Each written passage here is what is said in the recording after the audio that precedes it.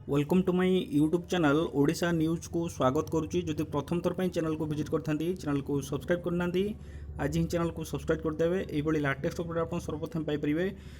जदि भिडियोटी भल लगे ताहले शेयर करदेवे आउ लाइक करने को भूलें ना। देखो जुलाई 1 रु ग्रीष्म छुट्टी ए बाबद आलोचना करिया। प्रथम मुझे कही रखुची कि मोर जो चैनल थिला स्टूडेंट एकेडमी चैनल जो थी कि आपंकर देखिपे 1.3 के वीडियो मु अपलोड करी जो 64,900 सब्सक्राइबर अच्छा।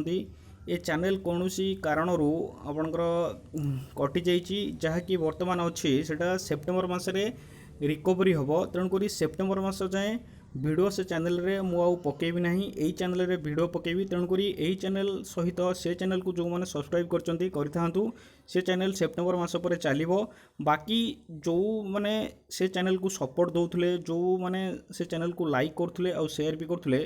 तेणुक ये जो नुआ चैनल मु क्रिएट कर नुआ चैनल जो मुझे क्रिएट कर तेणुक ये चैनल को भी से भल पाइबा आउ से भल पाइबा सहित से लाइक करेंगे आउ शेयर करेंगे। कारण ये मोर नुआ चैनल जदि मते सपोर्ट करेंगे ताल चैनल मोर आगू बढ़िबो आउ एमिती लेटेस्ट न्यूज मु आपनको दउथिबी। जदि चैनल को नुआ अच्छा सब्सक्राइब से चैनल को करछन्ती ए चैनल को करना आज ही ए चैनल टाक सब्सक्राइब करूँ। यहाँ ही मोर यही 3 मास यही चैनल ही सब वीडियो पड़ो से चैनल रे कौन वीडियो पड़ो नहीं सीटी सेप्टेम्बर मास पर मुझे जब चैनल मोर रिकवरी हुए ताल मुझे वीडियो छाड़ी ना यही चैनल ही वीडियो आपड़ लाटेस्ट अपडेट यही वीडियो ही आप पाइबे। देखो जुलाई 1 जाए ग्रीष्म छुट्टी प्रबल गरम सहित असह्य गरम जो थी कि ओष्टा पक्षर एबे भी दाबी रोचे कि स्कूल रे जो प्रचंड राज्य में प्रचंड रौद्रात्र असह्य गुड़गुड़ी वृद्धि पाउथबारु स्कूल खोलुवा तारीख को घुंचाइबा ओष्टा दाबी करछि। तेणुक आप जानते वर्तमान ओडिशा रे जो मौसुमीर आगमन थिला मौसुमी आस्ते आस्ते घुंची घुंची जाऊँगी। प्रथम कहला 10 तारिख तापर कहला 16 तारिख वर्तमान आकलन करा जाई पारुना।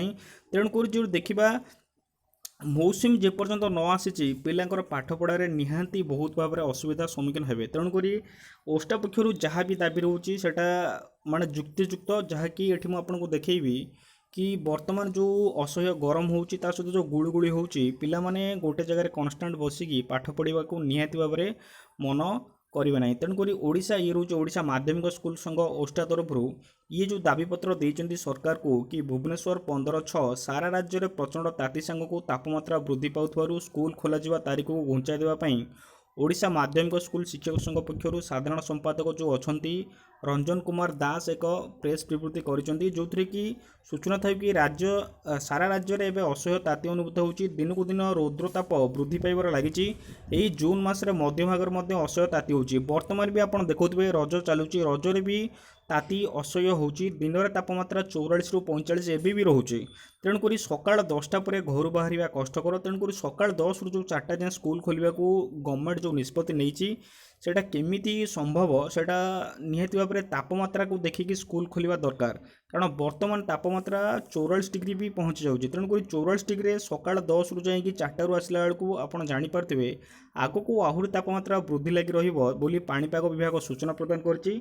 ओडिशा को मौसुमी आसबार विलंब हो चली समग्र ओडिशा सहित उपकूल ठारू आरंभ कर पश्चिमांचल उत्तर एवं दक्षिण ओडिशा अधिकांश स्थान में तापमात्रा वृद्धि पाइबार लगी।